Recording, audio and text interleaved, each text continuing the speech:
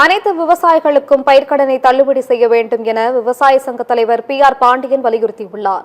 வருவாய் மற்றும் பேரிடர் மேலாண்மை துறை அமைச்சர் செங்கோட்டையனை சந்தித்த பின்னர் செய்தியாளர்களிடம் பேசிய PR பாண்டியன், சிறு குறு என விவசாயிகளை பாகுபாடு இன்றி அரசு அணுக வேண்டும் என்று வலியுறுத்தியதாக தெரிவித்தார்.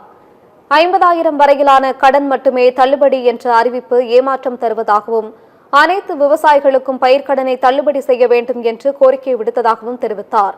மேலும் மேகதாது அணை விவகாரத்தில் தமிழக அரசு உறுதியான நடவடிக்கை எடுக்க வேண்டும் என்று அமைச்சர் செங்கோட்டையனிடம் வலியுறுத்தியதாகவும் PR பாண்டியன் தெரிவித்தார். முதலமைச்சரை சென்ற வாரம் சந்தித்து இதுக்கான விளக்கங்கள் கொடுத்து கடிதமும் கொடுத்திருக்கிறோம். தற்போது நேற்றைக்கு முன்தினம் மறுசீராய்வு மனு தள்ளுபடி செய்யப்பட்டதால் இன்றைக்கு அவசரகால நடவடிக்கைகளை மேற்கொள்ள வேண்டும். கடன் தள்ளுபடியில் விவசாயிகளுக்கு பயனில்லாத நிலை தொடர்வதால் அந்த கடன் தள்ளுபடி நடவடிக்கையை நிறுத்தி வைக்க வேண்டும் என்ற கோரிக்கை மனுவை நமது வருவாய்த்துறை அமைச்சர் மாண்புமிகு செங்கோட்டையன் அவர்கள் மூலமாக முதலமைச்சருக்கு கொடுத்திருக்கிறோம். அவர் முதலமைச்சருக்கு எடுத்துச் சொல்லி உரிய நடவடிக்கை எடுப்பார். முதலமைச்சர் விவசாயிகள் நலன் கருதி தேர்தல் வாக்குறுதியில் அளித்த அடிப்படையில் சிறு குறு விவசாயிகளுக்கு 100%, பெரு விவசாயிகளுக்கு 50% கடனை தள்ளுபடி செய்வார் என்கிற நம்பிக்கையோடு வந்திருக்கிறோம்.